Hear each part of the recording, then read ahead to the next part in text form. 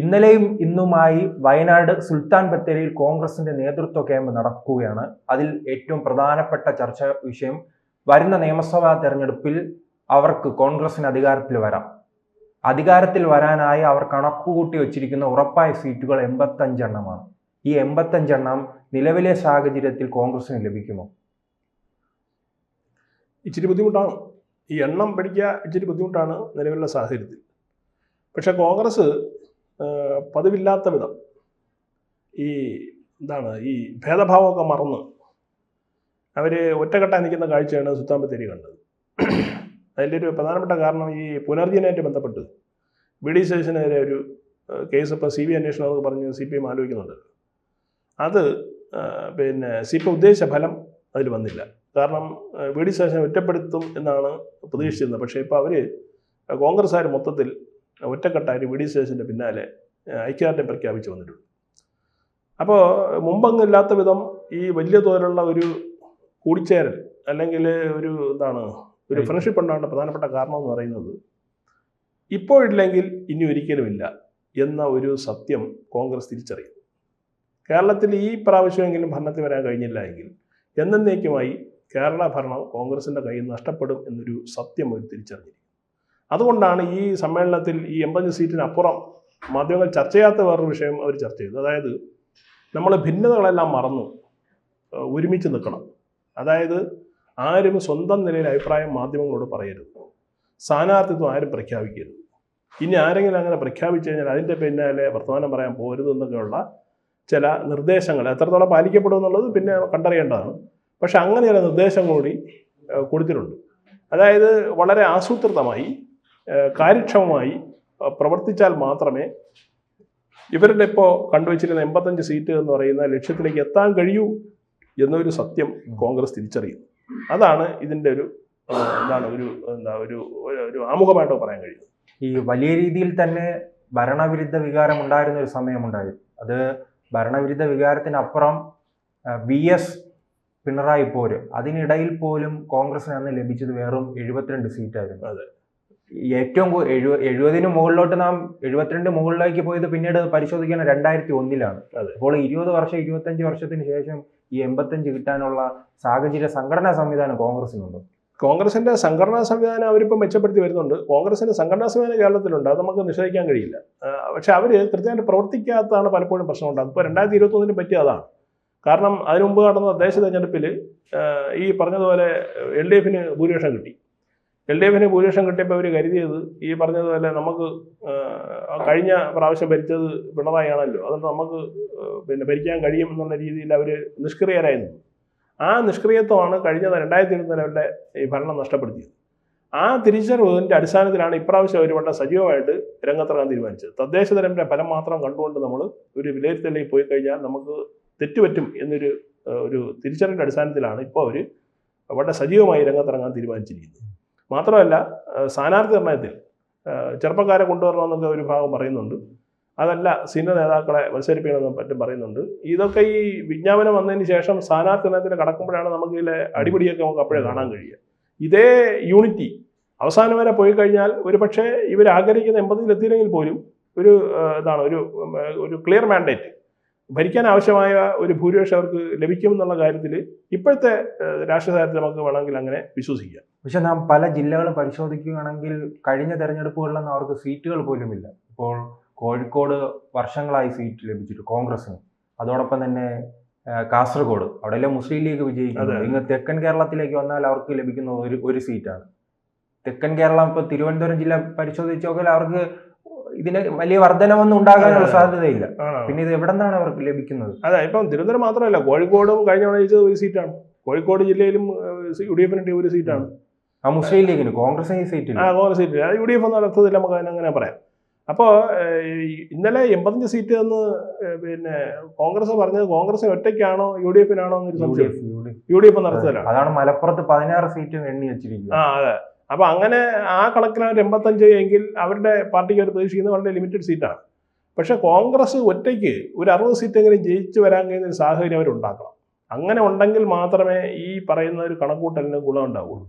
പക്ഷേ സാഹചര്യം ഇത്രയും സീറ്റ് കിട്ടുന്നതിന് അനുയോജ്യമായ ഒരു ഘടകമല്ല നിലവിലുള്ളത്. കാരണം CPM എന്ന് പറയുന്ന പാർട്ടി, അതുപോലെ തന്നെ പരിണതപ്രജ്ഞനായിട്ടുള്ള പിണറായി വിജയൻ്റെ കൗശലം, ഇതിനെയൊക്കെ നേരിടാൻ കോൺഗ്രസ് കുറച്ചുകൂടി നന്നായിട്ട് പരിശ്രമിക്കേണ്ടി വരുമെന്നാണ് ഞാൻ മനസ്സിലാക്കുന്നത്. അല്ല, പക്ഷേ അവരുടെ ശക്തി കേന്ദ്രങ്ങളിൽ കഴിഞ്ഞ തദ്ദേശ സ്വയംഭരണ സ്ഥാപന തെരഞ്ഞെടുപ്പിൽ പരാജയമുണ്ടായി. അപ്പോൾ കൊല്ലമെല്ലാം ആരും പ്രതീക്ഷിക്കില്ല. ഒരു സർവേ നടത്തിയാൽ പോലും കൊല്ലം നഷ്ടപ്പെടുമെന്ന് ആരും പറയാറില്ല. അതെ അതെ, ഈ നമ്മുടെ കേരളത്തിലെ മലയാളികളുടെ ഒരു വോട്ടിംഗ് പാറ്റേൺ തീർച്ചയായും വ്യത്യസ്തമാണ്.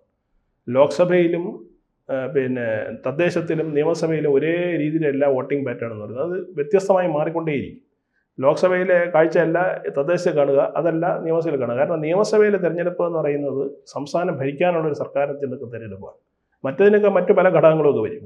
ലോക്സഭ രാജ്യത്തെ നിയന്ത്രിക്കാനുള്ളത്, മറ്റത് നമ്മുടെ പ്രാദേശിക ഭരണകൂട അടിസ്ഥാനത്തിലാണ്. അപ്പം സ്വാഭാവികമായിട്ടും ഈ പിന്നെ തദ്ദേശ തെരഞ്ഞെടുപ്പിനെ അതുപോലെ ഇങ്ങോട്ട് നമുക്ക് അസംബ്ലിയിലേക്ക് നമുക്ക് പരിവർത്തനം ചെയ്യാൻ കഴിയില്ല എന്നുള്ളതാണ് വസ്തുത. സ്വാഭാവികമായിട്ട് ആളുകൾ തിരിച്ച് ചിന്തിക്കാൻ സാധ്യതയുണ്ട്. ഇപ്പോൾ ഈ തദ്ദേശ തെരഞ്ഞെടുപ്പിൽ CPM-നെ വോട്ട് ചെയ്തവർ ചിലപ്പോൾ നാളെ കോൺഗ്രസിന് വോട്ട് ചെയ്യുകയില്ല. അത് തിരിച്ചും അങ്ങനെ സംഭവിക്കും. പക്ഷേ ഞാൻ പറഞ്ഞു വന്നത് അതല്ല. ഇനിയും സർക്കാരിൻ്റെ മുന്നിൽ അവസരങ്ങൾ ബാക്കിയുണ്ട്. പരമാവധി വോട്ട് തങ്ങളിലേക്ക് അടുപ്പിക്കാൻ. വലിയ ചോർച്ചയൊന്നും CPM-നെ സംബന്ധിച്ച് നമ്മൾ മനസ്സിലാക്കി കഴിഞ്ഞാൽ, സൂക്ഷ്മമായിട്ട് മനസ്സിലാക്കിയാൽ നമുക്ക് ഒരു കാര്യം കാണാൻ കഴിയും. വലിയ നഷ്ടമൊന്നും CPM-ന് സംഭവിച്ചില്ല. അവർ അടിത്തറയ്ക്കൊന്നും ഒരു കോട്ടവും സംഭവിച്ചിട്ടില്ല. ഈ നിലവിലുണ്ടായിരുന്ന ഭരണവിരുദ്ധ വികാരത്തിൻ്റെ അടിസ്ഥാനത്തിൽ അവർക്ക് കുറേ പിന്നെ വീഴ്ച ഉണ്ടായി, കുറേ സീറ്റ് നഷ്ടപ്പെട്ടു എന്നുള്ളൊരു വാസ്തവമാണ്. കോർപ്പറേഷൻ അടക്കം നഷ്ടപ്പെടുന്നതിൻ്റെ വാസ്തവമാണ്. പക്ഷേ അവരുടെ വോട്ട് ബേസിൽ ഒരു പിന്നെ ചാഞ്ചാട്ടവും കാര്യമായ ചാഞ്ചാട്ടമൊന്നും സംഭവിച്ചിട്ടില്ല എന്നുള്ളതാണ് വാസ്തവം. ഇനിയിപ്പോൾ ഇദ്ദേഹത്തിന് ഒരുപാട് സാധ്യതകൾ മുന്നുണ്ട്. അത് പ്രധാനമായിട്ടും പറയുന്നത് സർക്കാർ ജീവനക്കാരുടെ ശമ്പള പരിഷ്കരണം. ഇപ്പോൾ കഴിഞ്ഞ ദിവസം തമിഴ്നാട്ടിൽ ശാൽ പ്രഖ്യാപിച്ചു. പൊങ്കലിന് ഓരോരുത്തർക്ക് 3000 രൂപ, ഓരോ പിന്നെ വീട്ടുകാർക്ക് 3000 രൂപ കൊടുക്കുന്നു, പിന്നെ സാരി കൊടുക്കുന്നു, ഇങ്ങനെയുള്ള സംവിധാനങ്ങൾ അദ്ദേഹത്തോട് കൊടുക്കുന്നു. അതോടൊപ്പം തന്നെ പിന്നെ പെൻഷൻ TPS എന്ന പേരിൽ തമിഴ്നാട് പെൻഷൻ സ്കീം എന്നുള്ള രീതിയിൽ ഏറ്റവും അവസാനമാകുന്ന ശമ്പളത്തിൻ്റെ പകുതി പെൻഷനായി കൊടുക്കാനുള്ള തീരുമാനം എടുക്കുന്നു. ഇത്തരം തീരുമാനങ്ങൾ നമുക്ക് മുഖ്യമന്ത്രി പിണറായി വിജയൻ നിന്ന് പ്രതീക്ഷിക്കാം. കാരണം എത്രയോ പിന്നെ കാലമായിട്ട് ഈ DA കുടിശ്ശിക, ഏതാണ്ട് 28% DA കുടിശ്ശിക 2020 മുതലുള്ളത് കൊടുത്തിട്ടില്ല. ഇനിയൊരു 15% DA നിലവിൽ പെൻഡിങ്ങാണ്. നേരത്തെ കൊടുത്തതിൻ്റെ കുടിശ്ശികയും കിടക്കുന്നു, അതുപോലെ തന്നെ ഇനി കൊടുക്കാനുള്ളതുണ്ട്. മൊത്തത്തിൽ 30% DA പെൻഡിങ്ങാണ്.